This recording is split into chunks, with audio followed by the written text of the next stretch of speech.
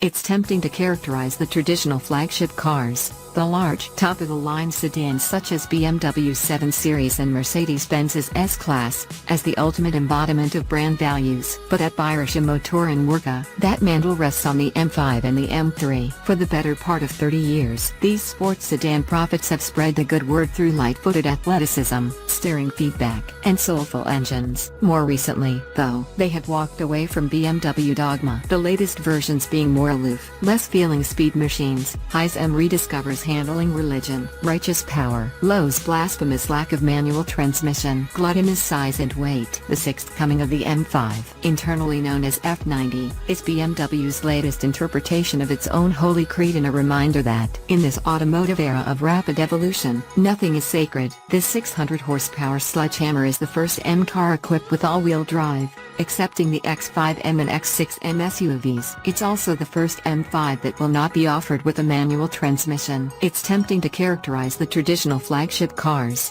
the large, top-of-the-line sedans such as BMW 7 Series and Mercedes-Benz's S-Class, as the ultimate embodiment of brand values. But at Bayerische Motoren Werke, that mantle rests on the M5 and the M3. For the better part of 30 years, these sports sedan prophets have spread the good word through light-footed athleticism, steering feedback, and soulful engines. More recently, though, they have walked away from BMW dogma, the latest versions being more aloof, less feeling speed machines. Highs M rediscovers handling religion, righteous power, Low's blasphemous lack of manual transmission, gluttonous size and weight. The sixth coming of the M5, internally known as F90, is BMW's latest interpretation of its own holy creed and a reminder that, in this automotive era of rapid evolution, nothing is sacred. This 600 horsepower sledgehammer is the first M car equipped with all-wheel drive, excepting the X5M and X6M SUVs. It's also the first M5 that will not be offered with a manual transmission. Holy horsepower. The new M5's engine won't tie your ankle tendons to the throttle plate of a 500 horsepower V10 as the E60 M5 did a dozen years ago,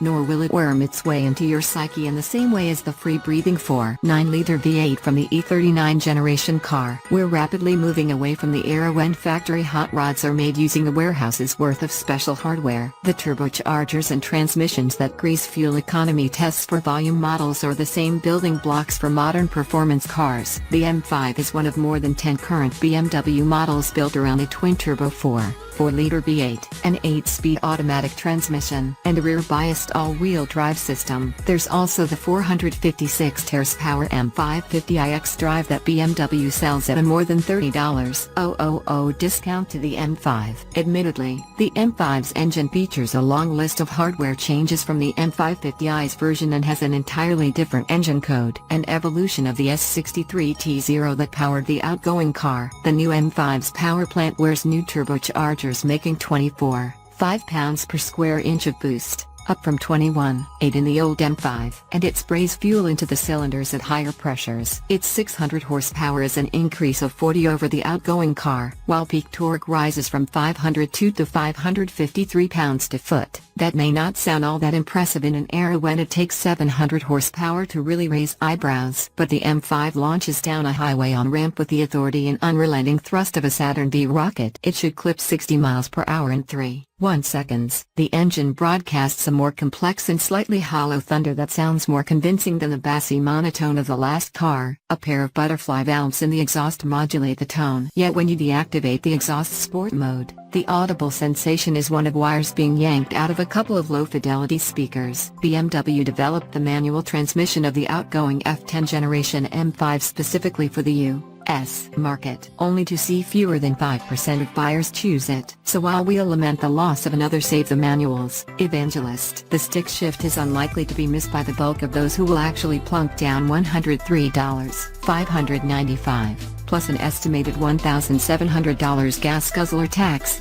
on this 5 Series, and even we didn't think the manual was very good. In place of the outgoing M5's 7-speed dual-clutch automatic, the new car uses an 8-speed automatic that is technically flawless. It shifts so rapidly as to mask any momentary infinitesimal torque reduction and picks the right ratio at the right time. Exorcised in 2018, the character of an M car stems not just from what's added to the donor model but also from what's removed. In the case of this M5, that results in a much purer sports sedan close closer to M's founding beliefs. There is no planetary gear set that varies the steering ratio with vehicle speed. No active anti-roll bars. No rear wheel steering. Those heavy-handed chassis technologies react to the road so the driver doesn't have to. And in turn they overmanage the 5 Series into an indifferent and inert car. Instead, the M5 uses a simpler variable ratio steering rack that's common in the luxury sports sedan segment, backed with well-weighted electric power assist. The Active M electronically controlled limited-slip rear differential helped the optional 20-inch Pirelli P0 tires on our car lay down torque with a sense of control. Electronically adjustable dampers offer 3 settings, but we never found good reason to leave the softest comfort setting for long. BMW claims this new M5 is lighter than last year's model, a remarkable feat considering the triple-digit weight penalty of the all-wheel drive system. The savings come from a lighter body shell with a standard carbon fiber roof and relentless attention to detail throughout the rest of the car. Optional carbon ceramic brakes will save an additional £51 and should be considered a mandatory buy for anyone visiting the track in this 4,350-pounder. The brake pedal quickly went soft during our day lapping Portugal's old Formula 1 circuit,